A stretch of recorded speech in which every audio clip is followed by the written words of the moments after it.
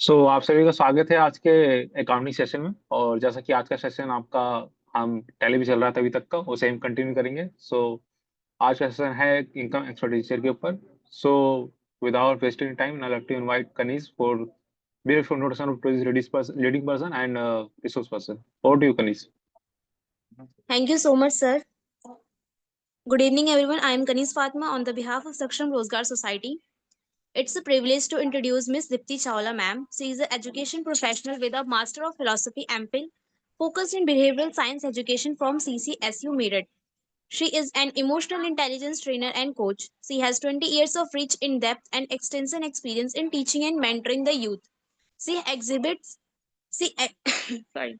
She exhibits excellent communication in interpersonal problem solving, leadership, and team building skills. She is dedicated or committed to harnessing 21st century skills in today's youth. She has won International Award for Young People IAYP. Currently, Miss Chawla is associated with Kothari International School, Noida as HOD, Social Science Department, and Activity Head. Now I'm going to introduce our resource person, Mr. Vicky Gautam sir. He is a commerce graduate with BCom honors degree from Motilal Nehru College, Delhi University. Along his graduation, he completed an internship at VGHSR, an associate LLP, a chartered accountancy firm, where he later worked as an auditor. His professional journey includes working as an accountant at Samsung, then handling financial reporting in the finance department of an engineering and construction company. Currently, he is working as a senior accountant at Kessel India, a Germany based organization. Beyond his corporate experience, he has been actively involved in social work, contributing to NGOs such as Saksham Bharti, Magic Bus, and Saksham Rozgar Society. Throughout his journey, he has been mentored and guided by Jyotika Karla ma'am, the president of Saksham Rozgar Society. Their association dates back to his school days in the 6th class, and she has continuously supporting and motivated him in both his personal and professional life. Currently, Vicky is pursuing a law degree with the goal of becoming a lawyer and further expanding his expertise in finance, auditing, and legal affairs. Thank you. Thank you Kanish Fatma ji for the introductions, and I like to invite Mr. Vicky Gordon, today's resource person, to start the session. Over to you. First of all, thank you so much, Mr. Abhishek ji and Kanish Fatma ji, for the very nice, wonderful introduction of me. And again, good evening, everybody. आप सभी का स्वागत है सक्षम रोजगार society में। और again मैं सक्षम रोजगार सोसाइटी का धन्यवाद करना चाहता हूं जो मुझे एक अवसर दे रही है क्लास लेने का। और आप सभी जानते हैं कि आज की जो हमारी क्लास है जो है वो 8th क्लास है जो कि इनकम एंड एक्सपेंडिचर के ऊपर है। तो आप सभी ने हमारी पिछली क्लास में देखा ही था किस तरीके से हम टैली पे वर्किंग को सीख रहे थे, लेजर क्रिएशन सीख रहे थे। और आप सभी को पता है प्रीवियस क्लास में आप सभी को मैंने होमवर्क के रूप में लेजर क्रिएशन का एक होमवर्क दिया था। तो उस होमवर्क को तो अभी किसी बच्चे ने हमारे ग्रुप में स्क्रीनशॉट तो नहीं भेजा। तो क्या अगर आपके पास कोई क्वेरी हो उसके रिगार्डिंग, अगर आपको लगता है कि पिछले होमवर्क में कुछ क्वेरी आ रही थी टैली में लेजर क्रिएशन में, तो आप बाद में मुझसे पूछ सकते हैं, ठीक है ना। बाकी जो भी कोई क्वेरी हो आप मुझसे पूछ लेना, आप अपनी सारी क्वेरीज को नोट कर लेना। तो आज की क्लास जो होने वाली है बेसिकली वो भी टैली प्रैक्टिकल के ऊपर ही हमारी होने वाली है। जिस मन्नत फर्नीचर वाली जो स्टोरी हमने स्टार्टिंग वाली क्लास में एक पढ़ी थी कि मन्नत फर्नीचर में किस तरीके से जो अमन होता है, जो उस प्रोप्राइटरशिप का जो ओनर होता है मिस्टर अमन, वो किस तरीके से जब वो बिजनेस स्टार्ट करता है तो किस तरीके के उसको चैलेंजेस फेस करने पड़ते हैं और किस तरह से वो खर्चों को पे करता है, किस तरीके से वो कैपिटल इन्वेस्टमेंट करता है। तो आप सभी अकाउंटिंग्स की इन अकाउंटिंग की टर्म जो है कैपिटल हो गया, कैश हो गया, फर्नीचर हो गया, स्टॉक हो गया, फिनिश गुड्स हो गया, आप सभी इससे काफी रूबरू हो चुके हो क्योंकि इसको मैंने कई बार एक्सप्लेन कर चुका हूँ। तो आज जो हमारी क्लास होने वाली है basically which is related to उसको टैली में कैसे करेंगे। वो जो कंपनी अमन ने जो बनाई थी, जो अमन उसको खर्चे पे कर रहा था, उस सारे एक्सपेंडिचर्स को हम टैली में कैसे डालते हैं, उस एंट्रीज को टैली में कैसे पुट करते हैं एंट्रीज को, जिससे हमारा टैली ऑटोमेटिक उस एंट्रीज के साथ ग्रोस प्रॉफिट निकाल देता है, पीएनएल अकाउंट क्रिएट कर देता है और बाद में हमारा ग्रोस प्रॉफिट और नेट प्रॉफिट भी मैच हो जाता है, ठीक है ना। तो आज हम एंट्रीज को टैली में करेंगे और बाद में देखेंगे जो हमारा इनकम एंड एक्सपेंडिचर अकाउंट है क्या वो हमारे जो हमारा असाइनमेंट था, जो हमारा क्वेश्चन था हो गया, उसके साथ वो मैच खा रहा है कि नहीं खा रहा है। अगर वो हमारा टैली मैच कर देगा हमारे क्वेश्चंस के साथ तो इसका मतलब कि हमारी टैली जो है वो ठीक बनी है। ठीक है ना। तो सबसे पहले मैं आप सभी से पहले डिस्प्ले शेयर कर लूँ, तो आप सभी डिस्प्ले पे देख सकते हैं।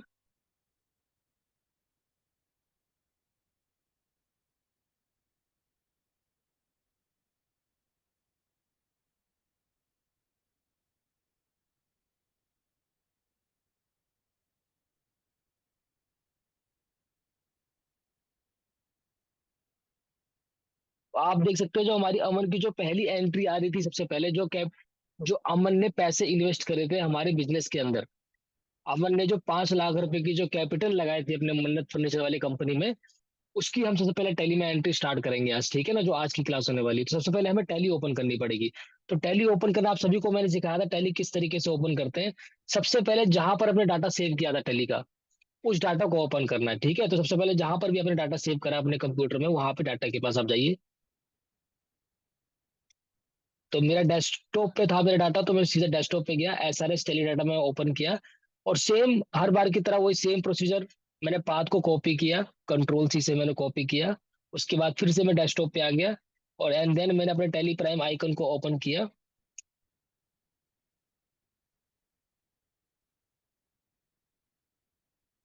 बिल्कुल वही सेम प्रोसीजर रहने वाला है टैली ओपन करने का, आई थिंक आप सब सीख भी गए होंगे। फिर से वही 4 ऑप्शन आपके सामने आ रहे हैं, हमें एजुकेशन बोर्ड पे काम करना है। उसके बाद वो पूछता टैली को ओपन कैसे करना है, जैसा मैंने पहले आप लोगों को बताया था, स्पेसिफाई पाथ। उसके बाद अपने जो भी अपने लोकेशन को कॉपी किया था सेम आपको यहाँ पे पेस्ट करना है, that is Ctrl+V and then enter. उसके बाद आपकी कंपनी शो कर देगी सामने, जो आपने पहले बना रखी थी डाटा, ठीक है। फिर आपको एंटर करना, आपकी कंपनी ओपन हो जाएगी, ठीक है ना। तो अभी आप सबसे नीचे देखेंगे, रिपोर्ट्स में देखेंगे, रिपोर्ट्स में देखो आप येलो कलर का आ रहा है, येलो कलर से बना हुआ आ रहा है, एक लाइन से बनी आ रही है ना। तो बैलेंस शीट देखोगे, अभी है देखो, हमने कोई भी एंट्री नहीं मारी, हमने सिर्फ लेजर क्रिएशन कल सीखा था, ठीक है ना। तो अभी हमने कोई एंट्री नहीं मारी, तो हमारा बैलेंस शीट बिल्कुल ब्लैंक दिखेगा। तो बैलेंस शीट मैंने एंटर प्रेस करा, तो बैलेंस शीट में आप देख सकते हैं बैलेंस शीट में कोई भी फिगर नहीं आ रही, बैलेंस शीट सब बिल्कुल जीरो हो रखा है, क्योंकि हमने कोई अभी एंट्री क्रिएट नहीं करी, हमने सिर्फ लेजर बनाया है। और जब हम लेजर को चेक करते हैं, तो लेजर चेक करने की शॉर्टकट की क्या होती है, कौन बताएगा। अभी मैं एस्केप करके, पहले एस्केप करके बैक कर रहा हूँ, back back, and then DAL कैट टेलीपैन। सर क्या DAL मतलब DL, वेरी वेरी नाइस। हमने क्या करना, हमें क्या करना है, DAL DAL, वेरी नाइस। तो हमें क्या करना है, D, D for display, display mode reports, that is D. उसके बाद हमें ए से जाना है अकाउंट्स बुक्स के ऊपर, और एल से मुझे चेक करना हमारे लेजर कितने बने हुए हैं, ठीक है ना। जो कौन से लेजर थे जो पहले से बने हुए थे, कैश का और पीएनएल अकाउंट का। ये जो दो ऐसे लेजर होते हैं जो टैली में ऑटोमेटिक पहले से बने होते हैं, उसे हमें बनाना नहीं पड़ता। हमने कल की क्लास में कैपिटल अकाउंट बनाया था मिस्टर रमन का, दूसरा हमने बनाया था अपना HDFC का बैंक अकाउंट हमने खोला था अपने पास, और तीसरा हमने क्या किया था, हमने अपना रेंट एक्सपेंडिचर बनाया था, ठीक है ना, रेंट का एक्सपेंस बनाया था। तो ये 3 लेजर हम क्रिएट कर चुके थे, ठीक है ना। तो आज देखो, सबसे पहली एंट्री हमारे पास क्या आ रही थी, चलते हैं अपनी पीपीटी के ऊपर। तो सबसे पहली एंट्री आप सभी देख सकते हो पीपीटी पे। सबसे पहला, जब भी कोई बिजनेस स्टार्ट होता है, तो बिजनेस स्टार्ट करने के लिए सबसे पहले क्या लगता है, पूंजी लगती है, कैपिटल लगता है, पैसा लगता है। जब आप कंपनी में पैसा लगाओगे तभी कंपनी रन करेगी ना। तो जब कंपनी में पैसा लगाएंगे तो ऑब्वियस सी बात है कंपनी में पैसा आएगा, और पैसा आने को क्या बोलते हैं, कैपिटल लगाना, ठीक है ना। तो अमन ने क्या करा, 5 लाख रुपए अपने कैपिटल में, अपने मन्नत फर्नीचर में उसने इन्वेस्ट करे। और जब भी मन्नत फर्नीचर के पास 5 लाख रुपए आ रहे हैं, तो एंट्री क्या बनेगी, जब भी कैपिटल का पैसा हमारे अकाउंट में लगता है, जो प्रोप्राइटर, जो ऑनर है, जब वो अपने पैसे खुद लगाता है अपनी कंपनी के अंदर, तो क्या एंट्री होती है, कौन बताएगा। कैपिटल इंट्रोड्यूस करने की एंट्री क्या होती है। Sir bank account debit, sir bank account debit to capital account, cash account debit to capital account, capital account. Capital account. Very nice, bank account debit to capital account. Bank account debit क्यों हुआ, क्योंकि bank में पैसे आ गए हमारे पास 5 लाख रुपए, ठीक है ना, अमन के। और दूसरा क्रेडिट से कैपिटल क्या हुआ, कि कल को मेरे को प्रोप्राइटर जो उसका मालिक है अमन को मुझे पैसा देना है, इसलिए वो क्रेडिट साइड में कैपिटल अकाउंट आ गया, ठीक है ना। क्योंकि मुझे कंपनी को, मन्नत फर्नीचर को मिस्टर अमन से 5 लाख रुपए आए, वो डेबिट हो गया। कहते हैं डेबिट वर्ड्स कम इन गोल्डन रूल्स के अकॉर्डिंग, और क्रेडिट वर्ड्स गोज आउट, तो हमारे से क्या होगा, कैपिटल क्रेडिट होगी, क्योंकि कल को फ्यूचर में हमें अमन को पैसे भी देने होंगे, ठीक है। मन्नत फर्नीचर को, अमन को पैसे भी देने होंगे। तो एंट्री बन गई bank account debit to capital account. अब इस एंट्री को हमें टैली में पोस्ट करना है, ठीक है ना। सबसे पहले हम कहाँ जाएंगे, क्या सीखा था हमने पिछली क्लास में, वाउचर्स। कहाँ जाएंगे, वाउचर्स में वाउचर जाएंगे, ठीक है ना। जब भी हम कोई एंट्री करते हैं वाउचर में, क्योंकि वाउचर आपको सारे वाउचर्स, आप सारे सेल्स वाले, परचेज वाले, एक्सपेंस वाले, सारे वाउचर्स आपको ना इस वाउचर वाले ही ऑप्शन में दिखेंगे। ठीक है ना। तो मैं सबसे पहले वाउचर में ओपन होता हूँ, वाउचर में एंटर करोगे तो आपके पास वाउचर खुल गया। ठीक है ना। अब वाउचर आप खुल गया, लेकिन आप वाउचर के साइड में देखिए, राइट साइड में देखिए, सबसे पहले देखो पेमेंट का वाउचर खुला हुआ है। और पेमेंट का वाउचर यूज किस लिए होता है? जब हम किसी को पैसा देते हैं, जब हम किसी को पैसा देते हैं तो क्या यूज होता है? पेमेंट का वाउचर यूज होता है। और जब हम किसी से पैसा रिसीव करेंगे तो कौन सा वाउचर यूज होगा?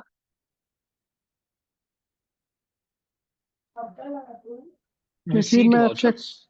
रिसीट वाउचर, बिल्कुल सही है, F6, वेरी नाइस।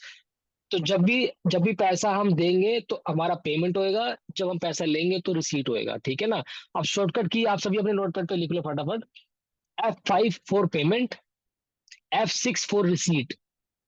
और देखना है आपको तो देखो, आपके राइट साइड में देखो, ये F6 करके आ रहा है, रिसीट करके आ रहा है। देखो मेरा माउस दिख रहा होगा आप सबको। F6 रिसीट के लिए है और F5 ऑलरेडी ओपन हो रखा है पेमेंट का। ठीक है ना। सबसे पहले मेरे पास मेरे मन्नत फर्नीचर में 5 लाख रुपए पैसा आ रहा है, तो वो मेरे लिए रिसीट है, क्योंकि मेरे पास पैसा आ रहा है। और जब रिसीट होगी तो मुझे क्या करना पड़ेगा? F6 प्रेस करना पड़ेगा। तो मैं अपने कीबोर्ड में क्या करूंगा? F6 प्रेस करूंगा, या फिर माउस से F6 पे रिसीट पे क्लिक कर दूंगा। रिसीट पे क्लिक करते देखो रिसीट का वाउचर खुल गया। क्या होगा? रिसीट का वाउचर खुल गया। अब रिसीट के वाउचर में वो पूछ रहा है कि आपके किस अकाउंट में पैसा आया है। अभी तो हमारे पास एक ही अकाउंट है। कौन सा अकाउंट है? HDFC अकाउंट है। ठीक है ना। तो आप सभी जानते हैं कि आप सभी जो आप पढ़ रहे हैं, जो भी आप रूल सीख रहे हैं, तो कहीं ना कहीं डेबिट और क्रेडिट का रूल सीख रहे हैं। क्या सीख रहे हैं? डेबिट और क्रेडिट का रूल सीख रहे हैं। इसलिए ना डेबिट क्रेडिट को इनेबल करना पड़ता है टैली के अंदर। इसके लिए क्या करना पड़ता है? हमें F2 यूज करना पड़ता है।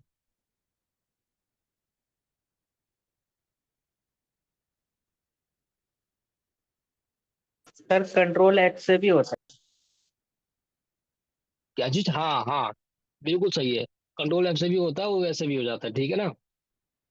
तो अभी हम क्या करेंगे? सबसे पहले देखो, जब भी हम प्रीसीड करते हैं तो बोले पैसा हमारे पास आ रहा है। देखो अब क्या होता है, कई कंपनी में ना क्या होता है, बहुत सारे अकाउंट होते हैं। अब जैसे हमारी कंपनी है जो मन्नत फर्नीचर है, उसमें क्या है? उसमें मात्र एक ही कंपनी है, एक ही अकाउंट है, दैट इज HDFC अकाउंट। लेकिन कई कंपनी होती है जिसमें बहुत सारे अकाउंट होते हैं, उसमें एक अकाउंट में तो कई सारे अकाउंट होते हैं। ठीक है ना। तो अभी हमारे पास कौन सा अकाउंट है? HDFC अकाउंट है। तो अभी हम पैसा जो 5 लाख रिसीव करेंगे वो किस अकाउंट में रिसीव करेंगे? ऑब्वियसली बात है, HDFC में रिसीव करेंगे। तो हमारे अकाउंट में क्या आ जाएगा? HDFC अकाउंट आ जाएगा। ठीक है ना। तो सीधा सीधा आपको HDFC अकाउंट सेलेक्ट करना है, क्योंकि हमारे इस बैंक में पैसा आ रहा है। मान लो आपका HDFC कोई दूसरा दो कोई और अकाउंट होता, मान लो SBI अकाउंट होता, तो यहाँ पे आपके ना सही सारे अकाउंट हो जाते हैं। तो उसमें क्या होता है, हमें सेलेक्ट करना पड़ता है कि हमारे किस वाले अकाउंट में ये 5 लाख का पैसा आया है। तो अभी हमारे पास एक ही अकाउंट है, तो हमारे सामने कोई HDFC बैंक अकाउंट आ रहा है। सीधा आपको HDFC बैंक अकाउंट सेलेक्ट करना है। और यहाँ पर सेलेक्ट करना है वो पैसा कहाँ से आ रहा है। अब बैंक में तो पैसा बहुत जगह से आ सकता है। आप मान लो अपने अपने बिजनेस में एक आपने फर्नीचर वो क्या बोलते हैं, जब आप सेल करोगे तो सेल करने के बाद आपके पास कुछ टाइम बाद पैसा भी आएगा पार्टी से, तो उसको वो पैसा भी आप रिसीट ही करोगे। ठीक है ना। तो कई तरह के माध्यम होते हैं पैसा रिसीट रिसीव करने का। आपने कहीं इन्वेस्टमेंट कर रखी है अपने बिजनेस के नाम से, कोई FD करा रखी है, तो उस पर जो ब्याज का पैसा आएगा, जो इंटरेस्ट का पैसा आएगा, वो भी कहीं ना कहीं आपके अकाउंट में रिसीव होगा। और जब रिसीव होगा तो आपको रिसीट वाउचर यूज करना पड़ेगा। ठीक है ना। तो अभी क्या है, हमारे पास रिसीट हो रहा है। रिसीट होने में क्या होगा? HDFC अकाउंट में पैसे आ जाएंगे। तो किस जब भी कैपिटल अकाउंट की एंट्री क्या बताई थी अभी आप लोगों ने? Bank account debit to capital account. तो कैपिटल अकाउंट को यहाँ पे डाल देंगे, तो क्या डालेंगे? Capital account.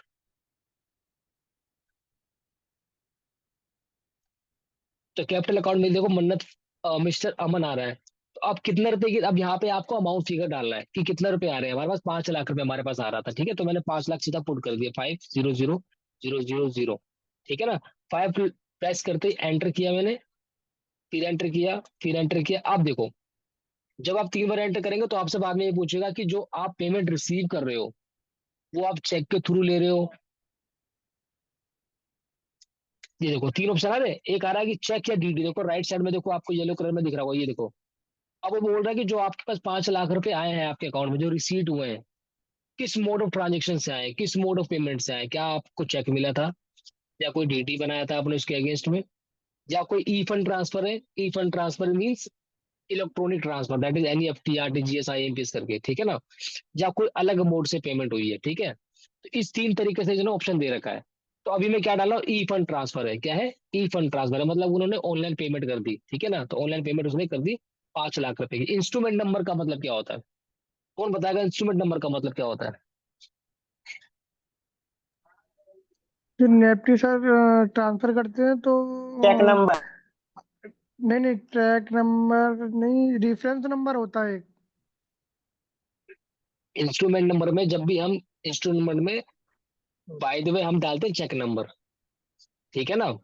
इंस्ट्रूमेंट नंबर होता है जो इंस्ट्रूमेंट मतलब क्या होता है, एक फाइनेंशियल इंस्ट्रूमेंट हमारा क्या है, एक चेक है। अब आज कैसे, तो क्या होता है कि एक चेक होता है हमारा बेसिकली, ठीक है। जब हम चेक यहाँ पे डालते हैं ना, यहाँ पे चेक, जैसे मैंने यहाँ पे चेक सेलेक्ट किया, तो यहाँ मेरे को इंस्ट्रूमेंट नंबर में यहाँ पे चेक नंबर डालना होता है, ठीक है ना।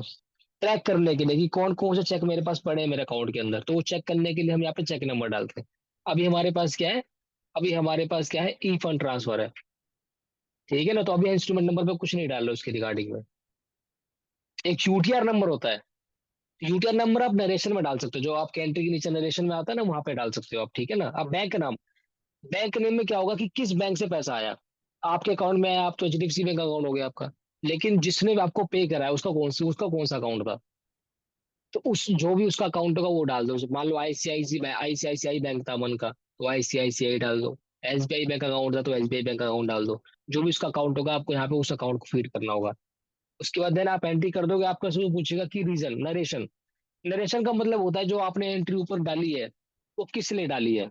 कल को आपको देखना पड़ेगी एंट्री मैंने 5 लाख रुपए रिसीव तो करे थे अमन से, लेकिन वो किस पर्पज के लिए यूज करे थे, तो उसमें नरेशन डालना होता है, उसमें रीजन डालना होता है कि क्यों आपने वो पैसे रिसीव करे। तो आप सभी पढ़ ही रखे होगे अकाउंट्स में, या फिर आप पढ़ लो।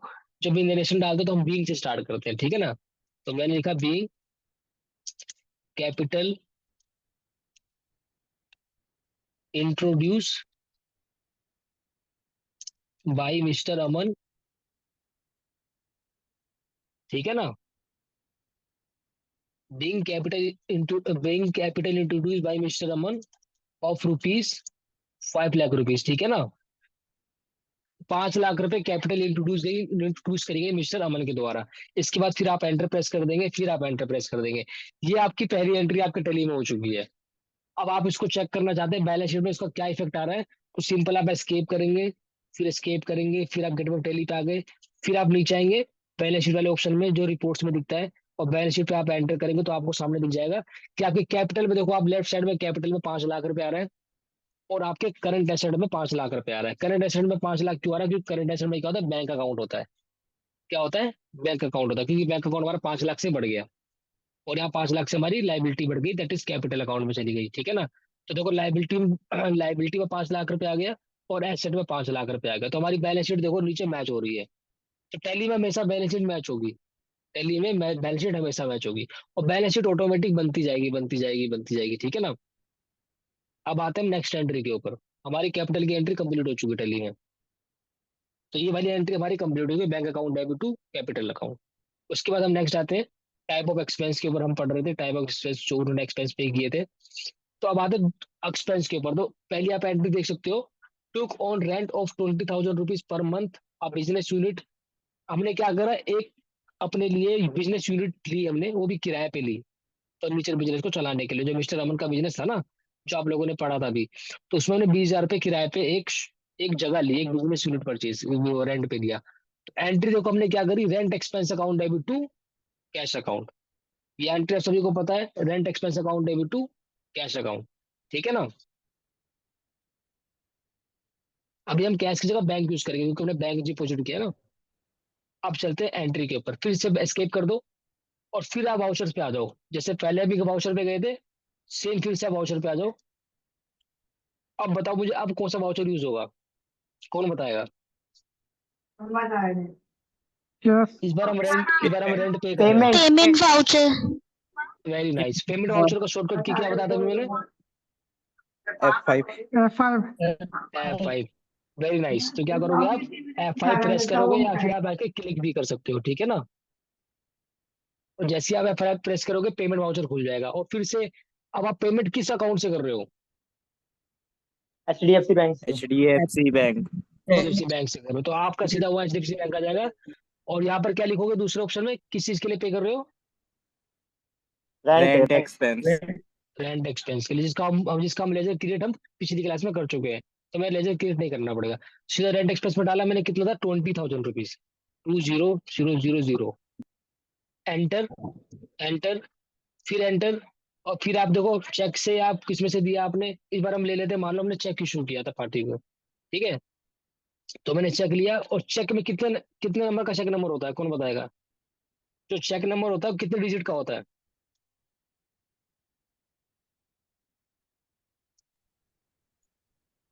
हेलो। 8। नहीं नहीं, 8 का नहीं होता। एनीबडी है और कोई इंटरेस्टेड है बताने के लिए? चेक में चेक नंबर 4 कितने नंबर digits, sir. का 4 होता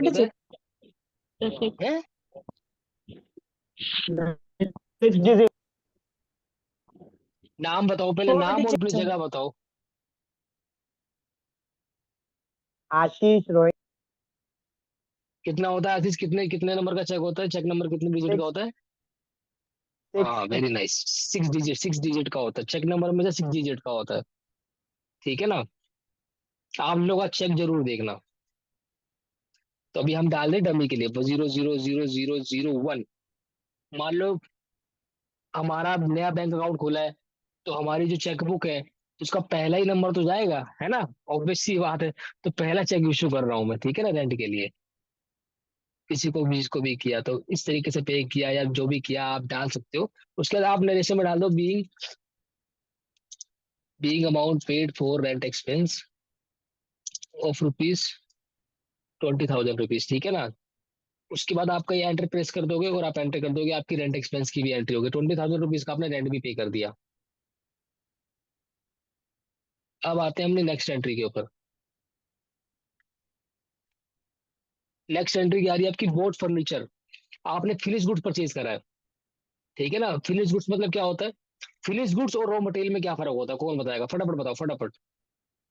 सर रॉ मटेरियल जैसे वुड और फिनिश गुड, उस वुड का हमने चेयर बना दिया। Very nice answer, very nice. कहाँ से हो, अपना जगह बताओ, कहाँ से हो आप, नाम जगह। Sir my name is Vicky from Delhi. Okay very nice. तो क्या हुआ सर जैसे मैं फिनिश अभी गुड हम मैंने डायरेक्टली बोलो बोलो। सर फिनिश गुड हम डायरेक्टली बेच सकते हैं, रॉ मटेरियल से हम मैन्युफैक्चर करके हम फिनिश गुड बनाते हैं। हाँ वेरी नाइस, गुड आंसर, ठीक है ना। तो आप सभी समझ गए तो रॉ मटेरियल और फिनिश गुड्स में क्या फर्क है। लेकिन इस बार हम क्या परचेज कर रहे हैं? हम सीधा फिनिश गुड्स परचेज कर रहे हैं, फर्नीचर ही परचेज कर रहे हैं, ठीक है ना। तो अब सीधा हम क्या एंट्री करेंगे इस बार? हाँ इस बार क्या होगा, इस बार देखो ना ही पेमेंट है ना ही रिसीट है। इस बार क्या है, ना ही पेमेंट है ना ही रिसीट है, इस बार क्या है, परचेज है। तो परचेज का देखो शॉर्टकट की क्या होता है, F9। आप F9 सब देख सकते हो अपने राइट साइड में क्या होता है, F9। F9 का मतलब क्या होता है, परचेज करना। तो आप सीधा F9 प्रेस कर सकते हैं, अभी यहाँ पे क्लिक कर सकते हैं। तो सीधा मैंने क्या करा, F9 पे क्लिक करा। अब आगे मेरे पास F9 करते ही मेरे पास ये वाउचर खुल गया, ये परचेज का वाउचर होता है, ठीक है। अब बात है सप्लायर इनवॉइस नंबर। जब भी आप परचेज एंट्री चढ़ाओगे, क्योंकि आपने किसी से कुछ प्रोडक्ट परचेज करा है, और जब किसी से कोई प्रोडक्ट परचेज करेंगे तो उस पर एक इनवॉइस नंबर होता है।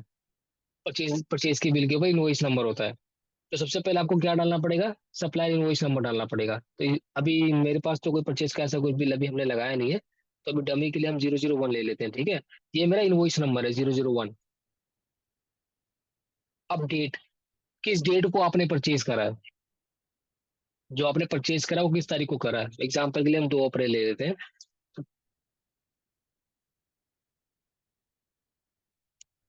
ठीक है ना। या वॉइस 2 अप्रैल 2000। हेलो, क्या? तो हमने 2 अप्रैल को क्या करा है, हमने परचेज करा है, ठीक है ना। अब आते पार्टी पे, कि हमने किस पार्टी से परचेज करा है, लेट्स सी।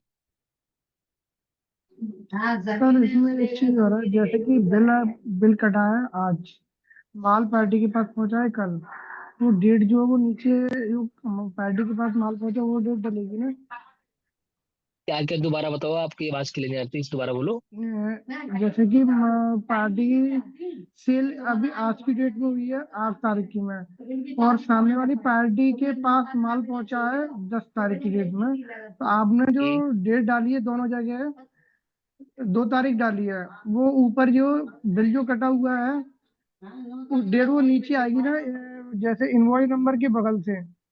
जो माल पहुंचा, जैसे 10 तारीख को पहुंचा, 10 तारीख डेट आ रही थी। नहीं, इनवॉइस नंबर बताता हूँ। इनवॉइस नंबर में क्या होता है, जो इनवॉइस नंबर जो होता है ना, इनवॉइस नंबर में जो इनवॉइस डेट डलती है, जो इनवॉइस इनवॉइस की जो डेट डलती है वो हमेशा जी डलती है इनवॉइस के अकॉर्डिंग डलती है, ठीक है ना। नहीं जिस जिस ये चीज जी जी जी हाँ, बोलो बोलो बोलो बोलो, क्या क्वेरी है ये बोलो। क्वेरी ये है सर, जैसे परचेज मैंने चढ़ाई अपने यहाँ ऊपर की जो डेट आ रही है 10 तारीख, तो मैं 10 तारीख का ऊपर सेलेक्ट करूंगा और नीचे इनवॉइस नंबर, जो इनवॉइस बिल नंबर डाल के, और यहाँ जो इनवॉइस जिस डेट में कटा है वो डेट नीचे आएगी। हाँ बिल्कुल ठीक है, हाँ तो उसमें कोई डाउट, हाँ तो ठीक है, वही डेट डाल दो, हाँ क्या दिक्कत है। हाँ, क्योंकि दो हमको अप्रैल पता को ही चले, है क्योंकि बिल का काफी दूर से गाड़ियां चलती है ना जब, हाँ हाँ हाँ, तो वो क्या है, उसको उसका उसी दिन। हाँ, उसका आपका नाम क्या है, पहले एक बार नाम बताओ, फिर आपको बताता हूँ कॉन्सेप्ट, क्या नाम है आपका। सर मैं अमित वशिष्ठ फ्रॉम सुखाबाद, मैं अकाउंट्स की जॉब हाँ करता हूँ, very nice very nice, chartered क्या होता अकाउंट है के देखो, बाद मैन्युफैक्चरिंग। हाँ अच्छा, हाँ वेरी नाइस, क्या होता है देखो बताता हूँ, जो तुम बता रहे हो ना, उसका उसको बोलते हैं स्टॉक इन ट्रेड वाला concept, stock in transit concept होता है, ठीक है ना। स्टॉक जी इन जी ट्रांजिट जानते हो आप, स्टॉक इन ट्रांजिट का मतलब ये होता है कि जब भी हम कोई आइटम परचेज करते हैं तो वो आइटम उस डेट पे ना आके किसी और डेट को आता है, क्यों, क्योंकि वो ट्रांजिट के अंदर स्टॉक होता है, वो ऑन द स्पॉट वो माल नहीं पहुंचता है, ठीक है ना। जी जी जो लोकल सेल होती है, जैसे हमारी मान लो आज मेरे को कोई परचेज सेल करना है, तो मैंने क्या किया, मैंने जी मायापुर से माल मंगाया, तो उसमें स्टॉक इन ट्रांजिट का कॉन्सेप्ट नहीं आएगा, समझ रहे हो आप। नहीं नहीं, क्यों क्यों, लोकल में हाँ हाँ हाँ, लोकल में लोकल नहीं की आएगा, ठीक हाँ है ना। हाँ जी जी तो, जी जी तो उसमें क्या होता है, वो जो है वो वाला कॉन्सेप्ट है, स्टॉक इन ट्रांजिट वाला कॉन्सेप्ट है जो आप कह रहे हो ना। तो stock in ji ji transit जी वाला भी कॉन्सेप्ट बताऊंगा आपको अभी आगे वाली क्लास में, स्टॉक वाला ट्रांजिट वाला जी भी जो जी कॉन्सेप्ट है वो भी इसके अंदर आएगा, ठीक है ना।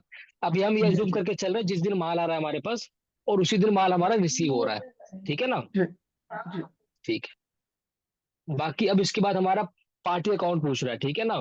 तो अभी हमारे जो एंट्री के अंदर हमें दिखा रहा है कि हमने कैश में परचेज करा है, क्या करा है, कैश में परचेज करा है, यहाँ पे हमने कोई पार्टी नहीं डाली है, जो हमारी जो एंट्री यहाँ पे आ रही थी, हमने यहाँ पे कोई पार्टी नहीं डाली, हमने सीधा कैश में परचेज करा है। तो अगर पार्टी होती तो यहाँ पे हमें पार्टी क्रिएट करनी पड़ती, और अगर अगर हम किसी पार्टी से परचेज कर रहे हैं तो हमारे लिए संडी डेटर बनेगा या संडी क्रेडिटर बनेगा, संडे कौन बताएगा। क्रेडिटर्स क्रेडिटर्स हाँ वेरी नाइस, क्या बनेगा, संडी क्रेडिटर बनेगा, अगर हम किसी पार्टी से परचेज करेंगे क्रेडिटर। तो संडी क्रेडिटर बनेगा, बट यहाँ पर हम कैश में परचेज कर रहे हैं, तो यहाँ पे सीधा हमारा क्या आ जाएगा, कैश अकाउंट आ जाएगा। उसके बाद वो कैश के वाउचर्स बनते हैं, जब भी आप कैश में कुछ परचेज करते हो तो कैश के वाउचर्स बनते हैं, कैश का रिसीट नंबर डालना पड़ता है एज पर द वाउचर जो बनता है, और रिसीट के डॉक्यूमेंट्स नंबर डालने पड़ते हैं। डिस्पैच थ्रू, किससे डिस्पैच किससे हुआ था, जैसे एग्जांपल के लिए ले लो, कई बार होता है माल डिस्पैच करने के बहुत सारे ऑप्शंस होते हैं, बहुत सारे लॉजिस्टिक्स होते हैं, जैसे डीटीडीसी एक्सप्रेस लिमिटेड आपने देखा होगा मार्केट में कि डीटीडीसी से हमारा माल डिस्पैच हो रहा है। ब्लू डार्ट एक्सप्रेस लिमिटेड से आपने देखा होगा कि ब्लू डार्ट से माल आपका डिस्पैच हो रहा है। ओरम ट्रांसपोर्ट हो गया, पैराडाइज लॉजिस्टिक्स हो गए, ठीक है ना, फेडेक्स वाले हो गए। ऐसे कई तरह के लॉजिस्टिक्स मार्केट में जो काम करते हैं, जो आपके एक स्टॉक को दूसरे स्टॉक तक पहुंचाते हैं, एक जगह से दूसरी जगह आपका स्टॉक पहुंचाते हैं, ठीक है ना, जो पोस्ट कोरियर करते हैं, फिर जो आपके लिए लॉजिस्टिक की सर्विस देते हैं। तो ये कह रहा है डिस्पैच किस तरीके से माल हुआ, जो भी आपका माल डिस्पैच हुआ, मान लो डीटीडीसी से हुआ तो आप डीटीडीसी डाल दो, यहाँ पे ब्लू डार्ट से हुआ तो ब्लू डार्ट डाल दो, ठीक है ना। किस तारीख को हुआ है, डेस्टिनेशन क्या है, कहाँ से आया, सारा कुछ आप इसमें डिटेल फिल कर दोगे तो आपकी एंट्री कंप्लीट हो जाएगी। मोटर व्हीकल नंबर ही पूछ रहा है कि किस गाड़ी से आपका माल आया था, तो वो भी आपको डालना पड़ेगा, ठीक है ना। अब यहाँ पे कैश आ रहा है तो इसलिए कोई डिटेल भरने की जरूरत नहीं है, क्योंकि हमने कैश में माल खरीदा है। जब पार्टी आती है ना तो आपको सारी डिटेल डालनी पड़ती है, पार्टी का जीएसटी नंबर डलता है, पार्टी का पैन नंबर डलता है, इसमें जीएसटी के सारे कंप्लायंसेस बढ़ जाते हैं। तो अभी आपकी एक दो दिन बाद ही जीएसटी की क्लास भी होने वाली है, जिसको हमारी एक संजू मैम लेने वाली है, ठीक है ना। तो जब वो क्लास लेंगे तो आपको जीएसटी का कॉन्सेप्ट भी बताएंगे, टैली में जीएसटी इनेबल कैसे करके करना है, ठीक है ना। अभी तो हम जीएसटी को साइड में रख रहे हैं, अभी हम बेसिक एंट्री सीख रहे हैं, फिर बाद में हम जीएसटी भी सीखेंगे, ठीक है। उसके बाद परचेज लेजर, ठीक है ना। अब परचेज लेजर में क्या होता है, हमें लेजर क्रिएट करना पड़ता है। क्या करना पड़ता है, एक लेजर क्रिएट करना पड़ता है, क्योंकि परचेज दो तरह की परचेज होती है। परचेज भी क्या होती है, दो तरीके की परचेज होती है, एक होती है बिना जीएसटी वाली परचेज, एक होती है जीएसटी वाली परचेज, ठीक है ना। एक होती है परचेज विद जीएसटी, एक होती है परचेज विदाउट जीएसटी, ठीक है ना। देखो हर सप्लायर जो है, हर जो माल बेचने वाला जो भी आपका सप्लायर जो वेंडर बैठा हो मार्केट में, वो जरूरी तो नहीं है कि वो कहीं ना कहीं रजिस्टर्ड ही हो, तो जीएसटी की तो एक लिमिट होती है ना, कि हर हर इंसान जीएसटी का नंबर नहीं ले सकता। सब पे एक ना एक लिमिट लिमिट होती है। जैसे अगर आपको जीएसटी में इनेबल करना, तो आपके लिए एक लिमिट है। जैसे गुड्स के लिए, अगर आप गुड्स में काम करते हो, अगर आप कोई गुड्स बेचते हो मार्केट में, तो जो आपकी जो जीएसटी की लिमिट होती है दैट इज 40 लाख रुपीज। अगर आप 40 लाख रुपए तक गुड्स बेचते हो, तो आपके लिए जीएसटी लेना मैंडेटरी नहीं है। एक्सक्लूसिवली गुड्स की बात कर रहा हूँ। लेकिन अगर आप 40 लाख रुपए से 1 रुपए भी ऊपर आपने गुड्स बेचा पूरे साल में, पिछले फाइनेंशियल ईयर में, तो आपको जीएसटी लेना आपके लिए मैंडेटरी हो जाएगा, ठीक है ना। वैसे ही आपका क्या होता है, सर्विस के केस में 20 लाख रुपए की लिमिट होती है। और अगर आप सर्विस और गुड्स दोनों का काम करते हो, तो भी आपके लिए जो लिमिट है वो 20 लाख रुपए की है, ठीक है ना। तो इस तरीके से जीएसटी की लाइबिलिटीज होती है, जीएसटी नंबर लेने की लाइबिलिटीज होती है। वो आप जीएसटी की क्लास में सीखेंगे भी, जो आने वाली क्लासेस है, ठीक है ना। तो इसमें क्या है, हम अभी हमारे को यहाँ पे क्या बनाना पड़ेगा, 2 लेजर क्रिएट करने पड़ेंगे, purchase with GST, purchase without GST. तो अभी हम परचेज विदाउट जीएसटी कर रहे हैं, तो हम परचेज विदाउट जीएसटी का एक लेजर क्रिएट करेंगे। तो लेजर क्रिएट करने का जो शॉर्टकट की कल मैंने बताया था, आपको याद है? लेजर के अंदर मतलब एंट्रीज के अंदर लेजर क्रिएट करने का जो शॉर्टकट की बताया था, कौन बताएगा? Alt C. कल बत ओल्ड सी, Alt very C. Nice, very nice. तो क्या करेंगे, ओल्ड सी प्रेस करेंगे। ओल्ड सी प्रेस करते हमारा क्या हो जाएगा, लेजर क्रिएट हो जाएगा। अब यहाँ पे क्या डालेंगे, परचेज, और यहाँ पे आप डाल सकते हो ब्रैकेट में विदाउट जीएसटी, ठीक है ना। और फिर परचेज किस में आएगा? Purchase account. Obviously purchase account में आएगा, ठीक है ना। उसके बाद तो ज्यादा कुछ पूछेगा नहीं, एंटर कर दोगे purchase account, purchase without GST बन जाएगा। इसका मतलब ये है कि जो भी मैं माल परचेज कर रहा हूँ उसमें जीएसटी चार्ज नहीं हो रहा मेरा, ठीक है ना। अब हमने क्या परचेज किया था, हम लेट सी आरपीपीटी, हमने क्या परचेज किया था, हमने एक फर्नीचर परचेज किया था। तो यहाँ पर हमने शायद फर्नीचर स्टॉक आइटम क्रिएट किया था कल। हाँ, तो हमने क्या करा था कल, हमने एक फर्नीचर का जो लेजर था, जो स्टॉक आइटम था, वो हमने कल क्रिएट कर लिया था। तो हमें फर्नीचर का जो स्टॉक आइटम क्रिएट नहीं करना पड़ेगा टैली में, ठीक है ना। सीधा मैंने फर्नीचर आइटम यहाँ पे डाल दिया। अब देखो हमने कितना क्वांटिटी परचेज करा, फर्नीचर का हमने कितना क्वांटिटी परचेज करा। आपको पता है हमने एक ही क्वांटिटी परचेज करा था, और उसको हमने फिर 2.5 लाख में बेच भी दिया था। आप लोग को पता होगा पुरानी स्टोरी, इसने कल से पहले वाली क्लास लेगी उसको ये चीज पता होगी कि हमने 1.5 लाख रुपए का फर्नीचर परचेज करा था, और उसको हमने 2.5 लाख में बेच भी दिया था।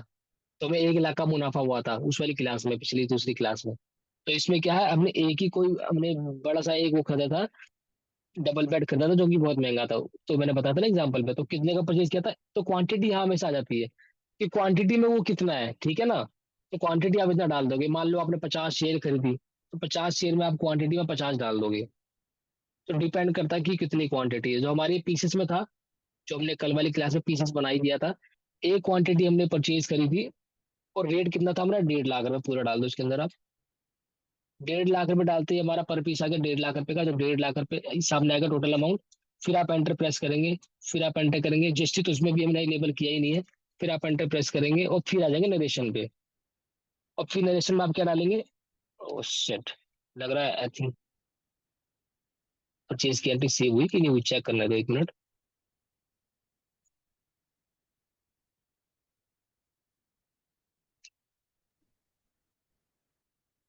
Just a minute, just a minute.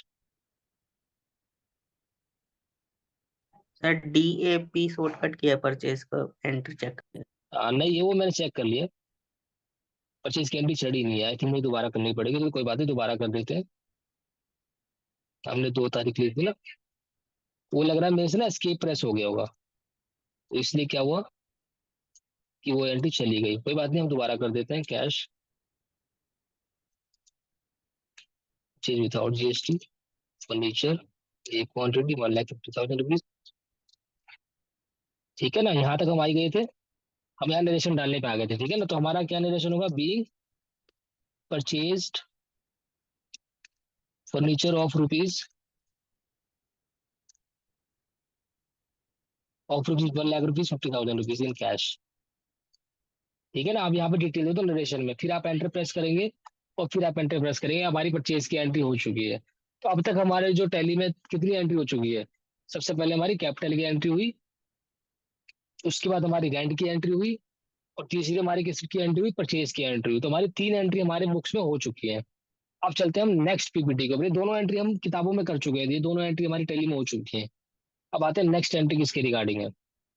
ये हमारा पीओ का ऑर्डर था, ये रहा। अब क्या है, हमने एक फर्नीचर परचेज करा है, वो है हमारा रॉ मटेरियल। अब क्या किया हमने, एक वो furniture furniture press order purchase किया था, फर्नीचर पे किया था, जिसका वुड क्या था, उसका वुड था, बेसिकली वुड रॉ मटेरियल था, वुड भी उसके अंदर इंक्लूड था, तो रॉ मटेरियल परचेज करा था जिसका वैल्यू था 3 लाख रुपए। तो अब 3 लाख रुपए की फिर से परचेज की एंट्री हम चढ़ाएंगे, ठीक है ना, जैसे सेम एंट्री उस डाली थी ना 1.5 लाख रुपए की उसकी, सेम इस बार को भी इसको भी चढ़ाएंगे। तो अब चलते टैली के अंदर, फिर से हम परचेज एंट्री चढ़ाएंगे।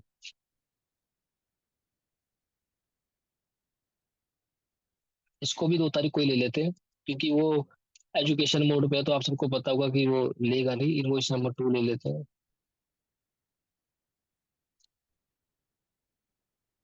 हाँ, इस बार की एंट्री में एक गेम क्या है, आप सब देख रहे होगे, इस वाली एंट्री में 2 चीजें हैं। पहली चीज तो पूरा पैसा कैश में नहीं दिया हमने। पहली चीज क्या है कि हमने पूरा पैसा कैश में नहीं दिया है, हमने आधा पैसा कैश में दिया है और आधा पैसा हमने पार्टी को दिया है, मतलब पार्टी को देंगे, हम पार्टी को पैसा दिया नहीं है, पार्टी को पैसा देंगे बाद में।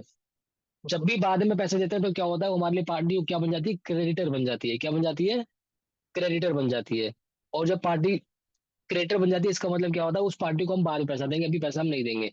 3 लाख रुपए का माल मैंने परचेज करा है, 3 लाख रुपए का मैंने एक रॉ मटेरियल परचेज करा है, जिसका 1.5 लाख रुपए जो वैल्यू है वो मैं उसको तुरंत पे कर दूंगा। और रिमेनिंग जो 1.5 लाख रुपए की वैल्यू है, उस रिमेनिंग 1.5 लाख रुपए की वैल्यू को मैं उसको बाद में दूंगा, ठीक है ना। तो अब इस 3 लाख रुपए की एंट्री को हम बुक्स में डालेंगे। Just a minute.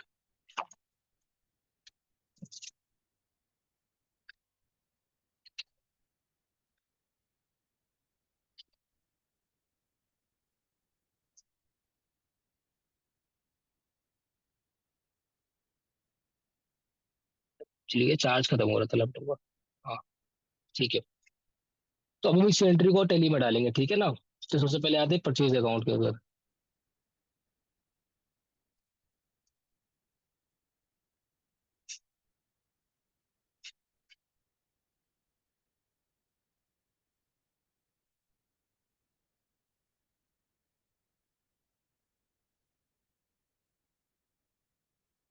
तो इसमें हम वाउचर नंबर ले लेते हैं, जैसे हमने 2 अप्रैल को पहला परचेज किया था, और इस दूसरे वाले परचेज को भी हम 2 अप्रैल ही ले लेते हैं, 2 अप्रैल ही ले लेते हैं, ठीक है ना। तो हम क्या करेंगे, 2 अप्रैल ही परचेज ले लेंगे, 2 अप्रैल ही ले लेंगे, ठीक है ना। सॉरी ना, तो हम लोग वाउचर नंबर 002, 2 अप्रैल परचेज अकाउंट, ठीक है ना।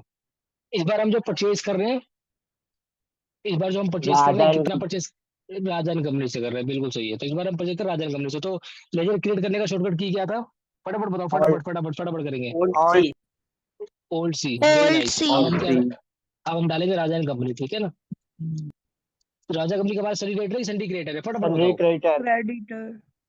शाबाश, तो हमारा क्या है, सनी क्रेडिटर्स। क्रिएटर है, एंटर। अब देखो, maintain balance bill bye bill. Bill इसका मतलब क्या होता है कि हर पार्टी को बिल वाइज बिल मेंटेन करना, ठीक है ना। एक पार्टी से मान लो मैंने 10 बार परचेज करा, तो उसको पेमेंट मैं करूंगा जो बिल वाइज करूंगा, ठीक है ना, कि पहले बिल को पहली पेमेंट, दूसरे बिल को दूसरी पेमेंट, इस तरीके से बिल वाइज पेमेंट को मैच करना। That is called bill wise maintenance. Maintain balances bill bye bill, ठीक है ना। अब डिफॉल्ट क्रेडिट पीरियड का मतलब क्या होता है, डिफॉल्ट क्रेडिट पीरियड का मतलब ये होता है कि जो आपके सामने वाला सप्लायर है, जो आपके सामने वाला वेंडर है, वो आपको पेमेंट करने के लिए कितने दिन का सहूलियत दे रहा है, कि एक काम करो, आप मेरे से माल स्टॉक परचेज करो और आप मेरे को 30 दिनों के अंदर पेमेंट कर सकते हो, 15 दिनों के अंदर पेमेंट कर सकते हो। तो पार्टी जो आपकी, जो वेंडर है, जो आपका सप्लायर है, वो आपको कोई एक पीरियड देता है पेमेंट करने के लिए। सब तो कैश में माल नहीं बेच सकते ना, कुछ कुछ धोखा उधारी में भी तो धंधा चलता है। कोई बिजनेस हमेशा कैश में थोड़ी चलता था, कई बार धंधा जो है उधारी में ही चलता है। इसमें ड्यू पीरियड होता है कि आप कितने दिनों तक पेमेंट कर सकते हो। तो हम एग्जांपल यहाँ पे ले रहे हैं 30 डेज का ड्यू पीरियड, ठीक है ना, कि हम 30 दिन में पेमेंट कर सकते हैं, ठीक है। 30 डेज का मैंने ड्यू पीरियड लिया है। वाउचर एंट्री राजन कंपनी। अब यहाँ पे राजन कंपनी का एड्रेस डालना होगा आपको, कि राजन कंपनी कहाँ पर है। अब एग्जाम्पल हम दिल्ली डाल रहे हैं, ठीक है ना। सॉरी यार, दिल्ली डालने के बाद हम उसका स्टेट सेलेक्ट करना होगा, तो स्टेट में क्या डालेंगे, दिल्ली, ठीक है। और पिन कोड क्या डालेंगे, 1100, जस्ट अ मिनट, 1100,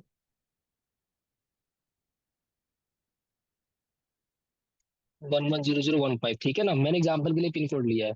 उसके बाद बैंक डिटेल, आप जो भी, अगर उस पार्टी की जो बैंक डिटेल आपको मिलेंगी, वो बैंक डिटेल यहाँ पे यस करके आप पैन नंबर भी डाल सकते हैं, यहाँ पे बैंक डिटेल फीड कर सकते हैं यस करके, ठीक है ना। अगर पार्टी का बैंक डिटेल आपके पास है, यहाँ पे पार्टी का पैन नंबर डालना होता है। अगर पार्टी का पैन नंबर है तो पार्टी का पैन नंबर डाल दीजिएगा, ठीक है ना।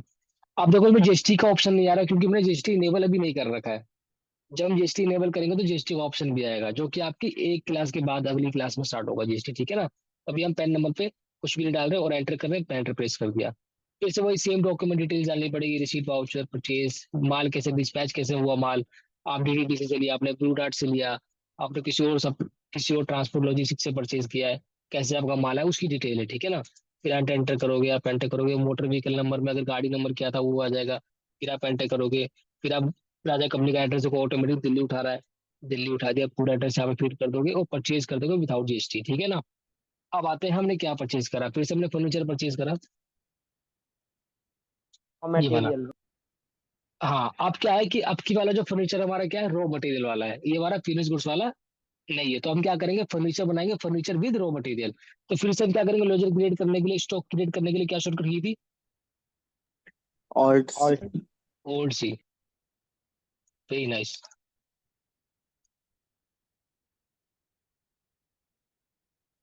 फर्नीचर ब्रैकेट में डाल देना रॉ मटेरियल,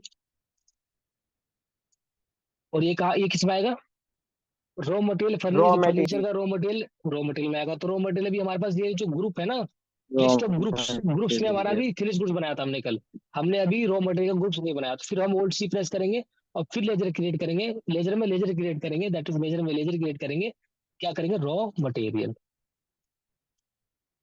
ठीक है ना। और ये आएगा हमारा किसमें, प्राइमरी में ही, ठीक है ना। Show quantities of item to be added, no, yes कर दोगे। अब देखो रॉ मटेरियल भी हमारा किस में आएगा, पीस में आएगा, ठीक है ना। जो ढांचे आते हैं, लकड़ियों के ढांचे आते हैं, जो फ्रूट आता है वो भी कहीं ना कहीं पीसेस में ही आता है, पीस में आता है। इतनी लकड़ी के इतने फट्टे आ गए, उतने फट्टे आ गए, तो वो भी एक तरीके से पीस में आता है। नंबर्स भी कर सकते हो, अगर आपका मैंने नंबर्स, तो नंबर्स भी कर देते हैं। अगर आपके लिए इनेबल अच्छा, तो शो अच्छा करने के लिए हम इसको नंबर्स बनाते हैं। तो फिर ओल्ड सी, फिर इसके लिए भी ओल्ड सी प्रेस करना है आपको, ओल्ड सी, और यहाँ पे लगाना सिंबल, सिंबल बनेगा NOS, नोस, फॉर नंबर्स। और फॉर्मल नाम क्या होता है इसका, NUMBERS, that is called numbers. तो 0 except, yes. Rate of duty मतलब क्या है, टैक्स कितना लगेगा, अभी हम कुछ टैक्स लगा नहीं रहे, तो यस। अब आ गया हमारा फर्नीचर रॉ मटेरियल, कितने का हम, अब हमने कितने का लिया था, हमने 3 लाख रुपए का लिया था। अभी हम एक ही क्वांटिटी एज्यूम कर रहे हैं आज की क्लास के लिए, 3 लाख रुपीज। फिर से मेंटेन कर देंगे, न्यू रेफरेंस बना देंगे, 002 कर देंगे। ये आपका देखो सारा कुछ शो कर रहा है उसके अंदर, कितने दिनों में पार्टी को पेमेंट करनी है, कितने में क्या होगा, सारा कुछ डिटेल आपका यहाँ पे सामने दिख रहा है कि रेफरेंस नंबर क्या है, ठीक है ना। ये रेफरेंस नंबर आप सबको पता है, रेफरेंस नंबर किस लिए होता है, रेफरेंस नंबर होता है बिल टू बिल मेंटेन करने के लिए, ठीक है ना। जब आप पेमेंट करोगे तो आप पार्टी को बताओगे आपके रेफरेंस नंबर 2 के अगेंस्ट मैंने इतनी पेमेंट करी है। क्योंकि आप मान लो आपके पास कोई पार्टी के पास, आपने किसी पार्टी से 10 बिल परचेज करे, invoice number 1, invoice number 2, invoice number 3, invoice number 4, invoice number 10 तक मान लो। तो क्या होता है, कई बार क्या होता है, पार्टी बोलती है कि मैं एक काम करती हूँ, मैं पहले पहले 2 इनवॉइस की पेमेंट कर देता हूँ और आगे वाले लास्ट वाले 2 इनवॉइस की पेमेंट कर देता हूँ। तो आप मान लो 10 के 10 इनवॉइस आपके 10-10 हज़ार रुपए के, तो टोटल 1 लाख रुपए का हो गया टोटल वैल्यू। 10 10 इनवॉइस है आपके और एक इनवॉइस 10 हज़ार रुपए का है, टोटल 10 इनवॉइस के 1 लाख रुपए हो गए। तो पार्टी से मैंने बोला, पार्टी ने मुझे बोला कि आप हमारे ना 10 इनवॉइस में से 5 इनवॉइस की पेमेंट कर दो अर्जेंटली, पहले वाले 2 इनवॉइस के और लास्ट वाले 3 इनवॉइस के। तो अब मैं इनवॉइस की जो पेमेंट करूंगा, दैट इज 50 हज़ार पेमेंट करूंगा, तो सीधा एंट्री मार दूंगा कि 50 हज़ार मैंने पे कर दिया। लेकिन ऐसा नहीं होता, फिर मैं उसको रेफरेंस लगाऊंगा कि मैंने इस न्यू रेफरेंस में लगाऊंगा कि पहले वाले 2 इनवॉइस को मैंने 10 हज़ार पेमेंट करी है और जो बाकी 30 हज़ार रुपए है वो मैंने लास्ट वाले इनवॉइस की पेमेंट करी है।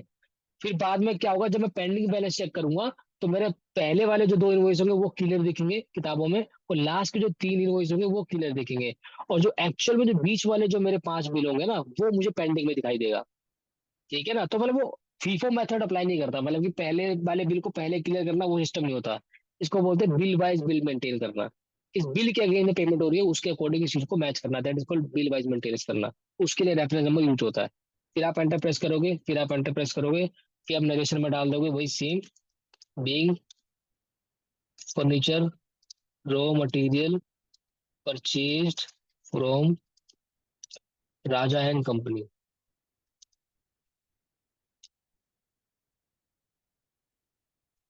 ठीक है ना। अब यहाँ तक किसी को कोई डाउट?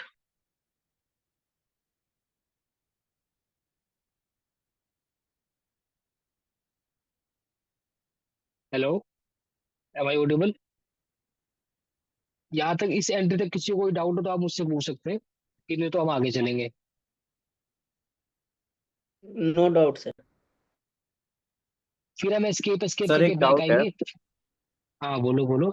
एस्केप करके आएंगे, सर, डेस्कटॉप पे आ जाएंगे।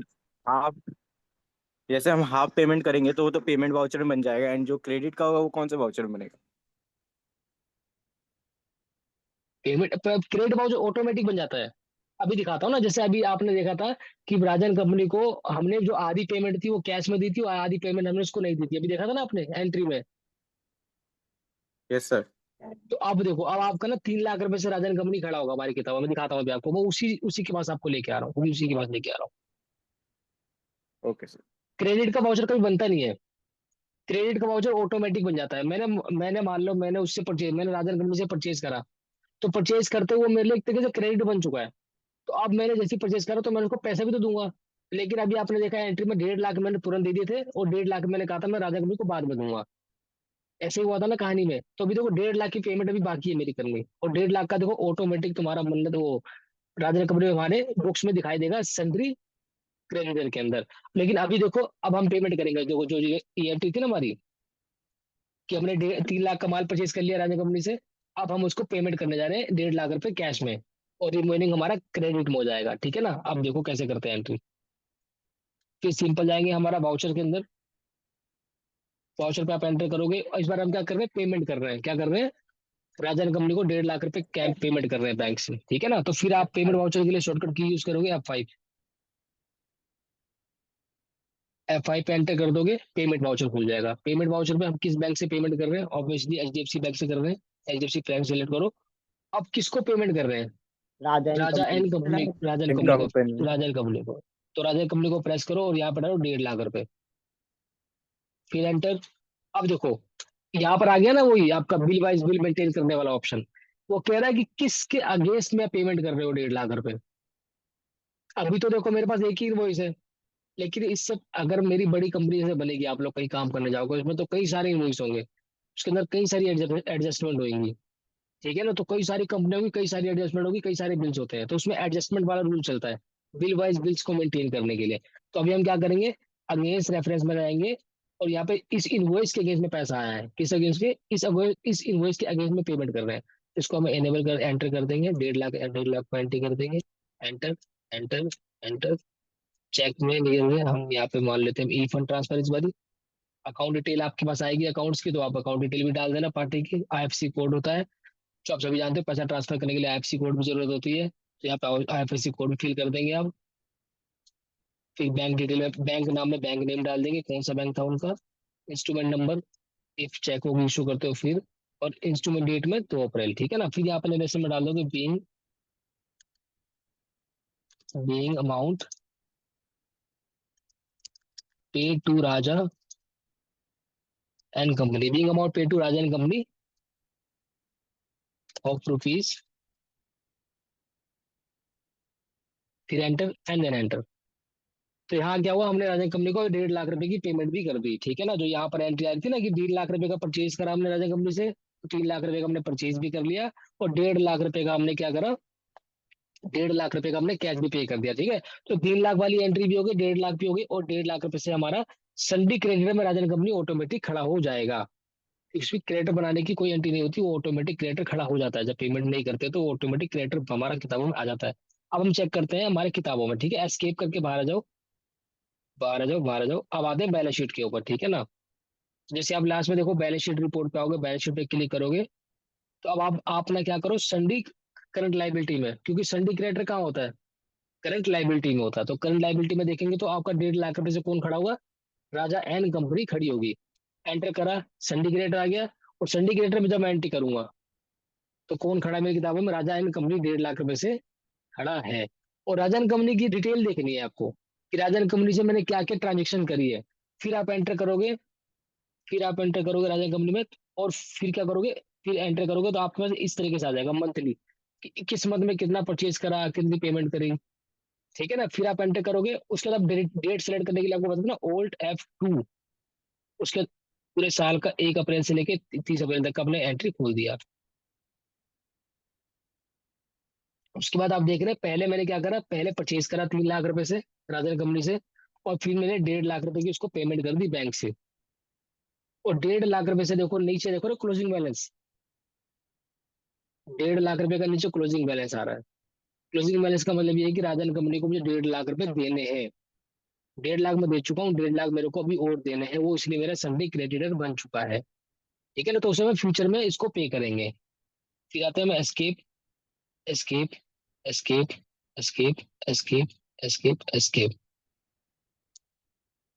ठीक है ना, अब हमारा वो वाली एंट्री हो गई है। अब चलते हैं हम नेक्स्ट एंट्री के ऊपर। ठीक है ना, हमारा टाइम भी हो रहा है। उसके बाद आते हैं, इसके बाद हमने ये देखी थी, अब आते हैं खर्चों के ऊपर। अब आते हैं हमारे खर्चों के ऊपर। आप सब देख रहे हो, आप सबके खर्चे आपके सामने दिख रहे हैं। Managing business expenses. अब बिजनेस एक्सपेंस को मैनेज कर रहे हैं, तो बिजनेस एक्सपेंस के लिए देखो, सबसे पहले आपको दिख रहा होगा सैलरी पेड इन कैश। हमने क्या करा है, सैलरी को कैश में पे करा है, कैश या बैंक से। हम बैंक से ट्रांजेक्शन कर रहे हैं क्योंकि हमने कैश विड्रॉ नहीं करा, तो हम बैंक ही डाल रहे हैं अपने टैली में। ठीक है ना, तो कैश डाल, सैलरी पेड इन कैश 40,000 रुपए।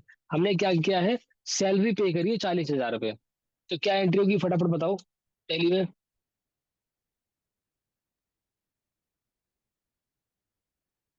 सबसे पहले वही सेम, जैसे हम एंट्री सारी कर रहे थे, वाउचर्स में आएंगे, और फिर हम किस में आएंगे, पेमेंट में आ जाएंगे। ठीक है ना, तो पेमेंट में किस में आ जाएंगे, फिर हम पेमेंट किससे कर रहे हैं, बैंक से कर रहे हैं, दैट इज HDFC बैंक। और किसकी पेमेंट कर रहे हैं, सैलरी एक्सपेंस की कर रहे हैं। सैलरी। तो सैलरी एक्सपेंस, सैलरी का देखो लेजर नहीं बना हुआ, तो क्या करेंगे हम, सैलरी एक्सपेंस का फिर से लेजर बनाएंगे। और लेजर क्रिएट करने की शॉर्टकट की भी मैंने आप लोग को बताई थी, old C. All C. Alt C. Salary expense, salary expense बना दोगे आप, उसको डालोगे। आप बताओ सैलरी कौन किस साइड में आएगा, ये कौन बताएगा। Indirect Indirect expense. expense. Indirect expense. Very nice, indirect expense में आ जाएगा आपका सैलरी। उसके बाद आप उसको एंटर कर देंगे, फिर एंटर प्रेस कर देंगे। सैलरी एक्सपेंस हमारा कितना रहता है, 40,000 रुपीज।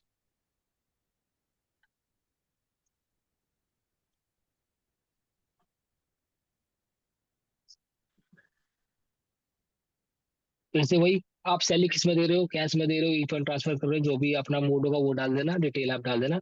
ये आप मेंशन डालोगे, being salary paid. Salary paid to employees. ठीक है ना, एंटर एंटर। ये आपकी सैलरी की भी एंट्री हो गई। अब आते हैं नेक्स्ट खर्चे के ऊपर आते हैं, फिर चलते हैं नेक्स्ट एक्सपेंस। नेक्स्ट आपका बिजली का बिल, इलेक्ट्रिसिटी का बिल। फिर इलेक्ट्रिसिटी बिल का भी वही हमने पेमेंट कर दी, फिर सेम वही सेम एंट्री चलेगी, फिर से पेमेंट वाउचर यूज होगा। फिर यहाँ पे खुद से हम कर रहे हैं, HDFC से पे कर रहे हैं। फिर से हमारे पास इलेक्ट्रिसिटी का लेजर क्रिएट नहीं है, फिर हम लेजर क्रिएट करेंगे, that is alt C, electricity expense. अब आप सबको ये चीजें समझ में आ गई, इसलिए मैं थोड़ा फास्ट चल रहा हूँ। ठीक है ना, ये सब चीजें मैं आपको कई बार बता चुका हूँ, इसलिए मैं थोड़ा फास्ट करके चल रहा हूँ। तो ऐसा ना हो कि आप लोग को लगे इतना फास्ट कर रहे हैं, ऐसा नहीं है। ये चीजें आपको बता चुका हूँ, ओल्ड सी सब चीजें बता चुका हूँ, इसलिए मैं थोड़ा फास्ट करके, क्योंकि एक्सपेंस की एंट्री कर दूं, टाइम ज्यादा हो रहा है ना इसलिए। फिर इलेक्ट्रिसिटी एक्सपेंस इंडायरेक्ट एक्सपेंस में आएगा आपका। ठीक है ना, फिर इंडायरेक्ट एक्सपेंस में अपन गया, एंटर एंटर एंटर एंटर। कितने में पे करा था हमने, 5,000 रुपीज का पे करा था, 5,000। डायरेक्शन में क्या डालोगे, बीइंग अमाउंट पेड फॉर। ठीक है ना, अप्रैल मंथ। हाँ मंथ में डाल देना। अभी तो हम मैसेज डाल रहे हैं। इलेक्ट्रिसिटी हो गया, सैलरी हो गया आपका, इलेक्ट्रिसिटी हो गया। नेक्स्ट आता है एडवर्टाइजिंग का। अब मुझे कौन बताएगा, advertising expense is a fixed expense or variable expense. Sir variable expense. Variable expense क्यों, सर हम प्रोडक्ट बनाएंगे तो अभी तो हमारा एडवर्टाइज करेंगे उसको, प्रोडक्ट पे डिपेंड होता है वो। ठीक है, ये भी ठीक है आंसर। क्योंकि क्या होता है, variable expense are those expenses features जो इफेक्ट होते हैं हमारे सेल्स के इंक्रीज और डिक्रीज होने से। ठीक है ना, ज्यादा सेल हो रही है इसका मतलब हम ज्यादा एडवर्टाइजिंग कर रहे हैं, ज्यादा सेल हो रही है इसका मतलब ज्यादा एडवर्टाइजिंग कर रहे हैं। तो ऑब्वियसली बात है, एडवर्टाइजिंग का खर्चा डिपेंड कर रहा है हमारे सेल्स के टर्नओवर के बेसिस पे। और हमारा जो इलेक्ट्रिसिटी का जो खर्चा है, जो हमारा सैलरी का खर्चा है, सैलरी का जो खर्चा है वो फिक्स है, वेरिएबल है। फिक्स। ठीक से, वेरी नाइस। और वेजेस का जो खर्चा होता है, जो फिक्स है वेजेस हम पे करते हैं, वेजेस का जो खर्चा होता है फिक्स होता है, वेरिएबल होता है। Sir variable. वेरिएबल था, वेरी नाइस वेरी नाइस। और तीसरा हमारा जो इलेक्ट्रिसिटी एक्सपेंस होता है वो वेरिएबल होता है, फिक्स होता है? वेरी वेरिएबल वेरिएबल होता वेरिएबल है। होता है, वेरिएबल होता है, वेरी नाइस आंसर। क्यों? क्योंकि वो आपने कर दिया प्रोडक्शन की हाँ। यूनिट पे निर्भर करता है। जितनी ज्यादा प्रोडक्शन होगी हमारे फर्नीचर की, उतनी ज्यादा हमारी बिजली कंज्यूम हो रही है हमारे ऑफिस के अंदर। और जितनी कम प्रोडक्शन होगी उतना कम हमारा बिजली कंज्यूम होगा। ठीक है ना? तो डिपेंड करता है प्रोडक्शन कितना हो रहा है हमारी कंपनी के अंदर। जितना प्रोडक्शन उतना उतना बिजली का आउटपुट लगेगा। ठीक है ना? तो बिजली भी हमारा जो इलेक्ट्रिसिटी एक्सपेंसेस है is also a variable expenditure, variable expenditure. ठीक है ना? तो हमारा एडवर्टाइजिंग का लास्ट एक्सपेंडिचर रह गया था फिट करने के लिए। फिर से हम एचडीएफसी लगाएंगे और यहाँ पे ओल्ड सी से क्रिएट करेंगे, क्योंकि एडवर्टाइजिंग हमारे पास नजर है नहीं। Let's create advertising.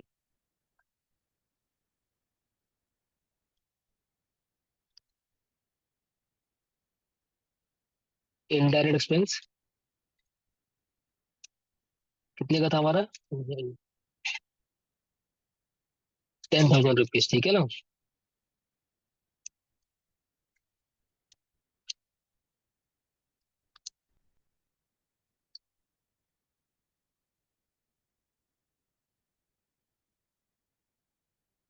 तो यहाँ पे हमारा क्या हुआ, एडवर्टाइजिंग एक्सपेंस भी हमारा कंप्लीट हो गया। तो ये तीनों खर्चे हमारे कंप्लीट हो चुके हैं अब तक में। ठीक है ना? अब टाइम को मद्देनजर रखते हुए आपकी कोई क्वेरी है यहाँ तक तो आप मुझसे पूछ सकते हैं।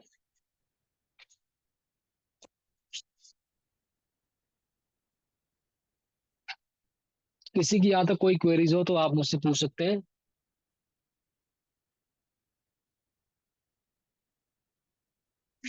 सर ये जेबी सैलरी इलेक्ट्रिक बिल एक्सपेंस और ये सब पेमेंट के एंट्रीज ही होंगे ना सारे। हाँ हाँ, सब पेमेंट कर रहे हैं ना, हम पेमेंट दिखा रहे हैं अभी इसके अंदर। तो पेमेंट की एंट्री में जी क्या जी होता है, पेमेंट जैसे हम बैंक से पेमेंट कर रहे हैं, सारी पेमेंट की एंट्रीज है तो पेमेंट में डाल रहे हैं। ठीक जी है ना? जी। और किसी की कोई क्वेरी है फिर, या फिर हम कल इसको हम आगे बढ़ाएंगे अपने पीएनएल अकाउंट को फिर आगे बढ़ाएंगे। और फिर हमारे पास एक और असाइनमेंट है जिसके अंदर इसी तरीके से हमारे पास खर्चे भी हैं और हमारे पास बैलेंस शीट के भी कुछ आइटम्स होंगे। फिर उसके बाद हम एक लास्ट एक और असाइनमेंट करेंगे जिसमें हम बैलेंस शीट और पीएनएल फिर से बनाएंगे। ठीक है ना? वो इसके अलावा होगा। ये तो अभी आपका ये 10-15 मिनट मुश्किल से खत्म हो जाएगा जो क्वेश्चन है। इसको हम कल स्टार्टिंग में खत्म कर देंगे इस क्वेश्चन को, इस वाले जो मन्नत फर्नीचर वाले केस को। उसके बाद एक नया असाइनमेंट है हमारे पास, उसको पे काम करेंगे और हम कल उसकी बैलेंस शीट और पीएनएल को बना के बैलेंस शीट पीएनएल वाले आइटम सारे खत्म कर देंगे। तो कल की क्लास बहुत ज्यादा इंपॉर्टेंट होने वाली है, तो जरूर आप ज्वाइन करना। बाकी अभिषेक हम वाइंड अप कर सकते हैं फिर अब।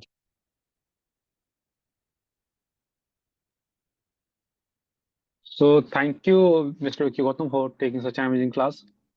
Now आपसे रिक्वेस्ट करूंगा कि आप आपसे अभी अपनी कैमरास को ओपन कर लीजिए ताकि मैं फोटो ले सकूं साथ में रिकॉर्ड के लिए।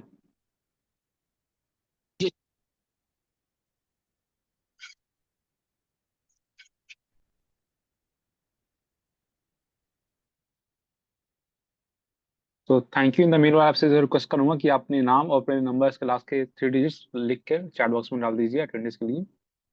So now like to move towards our leading person miss Deepti Chawla ma'am for her conclusion and remarks. Over to you, ma'am. Thank you so much, Abhishek.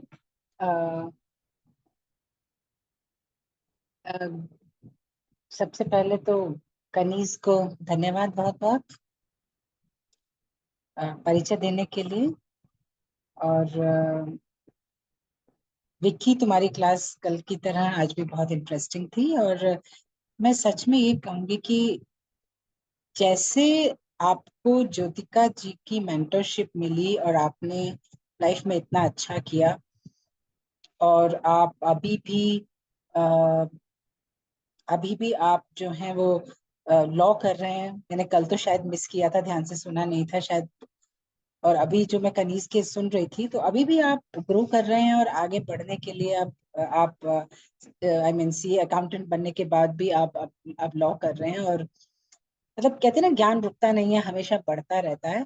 और उसी तरह खाली इतना ही नहीं, जितनी अच्छी मेंटरशिप आपको मिली, आप इन सब लोगों को जो ये क्लास अटेंड कर रहे हैं, इन सब लोगों के लिए आप टैली का बहुत बढ़िया प्रोग्राम इनको बता रहे हैं। कल आपने लेजर क्रिएशन के बारे में बात की, आज आपने डेबिट और क्रेडिट के बारे में, वाउचर कैसे क्रिएट होते हैं, कितनी तरह के वाउचर्स होते हैं, किस तरह से शॉर्ट कीज का आपने इंट्रोडक्शन दिया, और किस तरह से हम एंट्री करते हैं, और जो हमारे मल्टीपल कल आपने वो जो क्रिएट किए थे, क्या क्रिएट किए थे, लेजर क्रिएट किए थे, तो उसमें किस तरह से आप एंट्री करेंगे, मतलब ओवरऑल बहुत इंटरेस्टिंग इंफॉर्मेशन आपने दी। और वही कल वाली बात दोबारा कहूंगी, इंटरैक्टिव सेशन था ये, एक अच्छी आपकी मतलब मेथोडोलॉजी है, बढ़िया सा आप इंटरैक्टिव मोड में रहते हैं। और निशांत, नेहा, अमित, आशीष और दिलीप,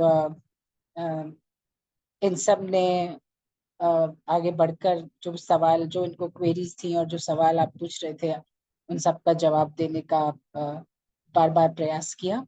तो क्लास इंटरेस्टिंग थी, इंफॉर्मेटिव थी। अभी मुझे एक चीज पूछनी है अभिषेक, कल भी विकी की क्लास है ना? Yes ma'am. तो ये जो जिस तरह से मैं आई थिंक आज 4th क्लास थी विकी की, और जिस तरह से विकी एक एक चीज को इंट्रोड्यूस कर रहे हैं, आई एम 100% श्योर कि अगर मैं, जिसका कोई मतलब टैली में और इन क्लासेस में बहुत ज्यादा मेरे पास इंफॉर्मेशन नहीं है, मैं इतना कुछ सीख पा रही हूँ, तो डेफिनेटली आप सब लोग इसका फायदा उठाएंगे, इससे सीखेंगे। और सक्षम रोजगार सोसाइटी जो बच्चों को, जो आप जैसे लोगों को मतलब सिखाने का जज्बा रखती है, उतना ही जज्बा आप सीखने का रखिए और सीखिए। साथ ही साथ विकी, ये जो आप अपने ट्रेनिंग क्लास में जो असाइनमेंट्स देते हैं, वो एक बहुत खूबसूरत सी चीज है। पर आज की क्लास में आपने आते ही कहा था कि आपके पास स्क्रीनशॉट नहीं आए लेजर क्रिएशन के। तो यहाँ पर जो भी क्लास में लोग हैं, जो 40 के करीब में लोग देख पा रही हूँ, आप सबसे मेरी एक सजेशन है ये मेरा, कि जो होमवर्क आपको दिया जाता है वो होमवर्क बहुत सावधानी पूर्वक आप करें और उसको भेजें। देखिए, कहते हैं ना कि कितना भी हम बोल ले, जब तक हम अपने हाथों से कुछ नहीं करते हैं तब तक वो चीजें हमें याद नहीं रहती हैं। तो और अभी मैं ये देख रही थी, अभिषेक ने जो मुझे इनवाइट भेजा है, उस पे भी हमारे इनवाइट पर एक बहुत खूबसूरत सी कोट लिखी हुई है, the finest ink is better than the strongest memory.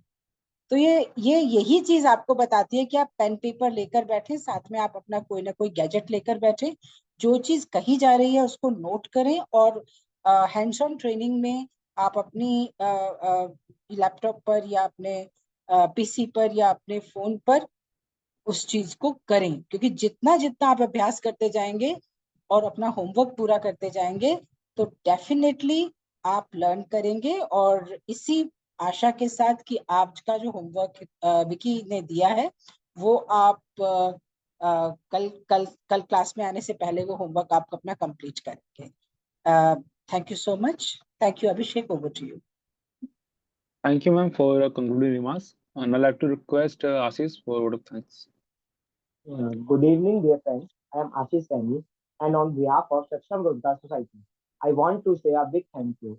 First, a special thanks to Mr. Vicky Gautam sir for teaching us about the income and expenditure in Tally in such a simple and wonderful way. I also want to thank all of you, my dear students, for listening and participate so well. I hope you keep learning with the same excitement in every class. Lastly, a special thanks to Miss Dipti Chawla ma'am, General Secretary of Saksham Bharati and member of our Rozgar Society, for joining us today and for her invaluable insight and support during the class. Have a great night, everyone. Thank you. So thank you, Ashish, for a word of thanks. Now I'd like to request everyone, you can leave the meeting, and good night to all of you, and see you in the next session. Thank you so much, Abhishek, Vicky, and Ashish, and good night to everybody. Good night, ma'am. Thank you so much, ma'am. Good night, ma'am, and good night to all. See you tomorrow. Bye bye.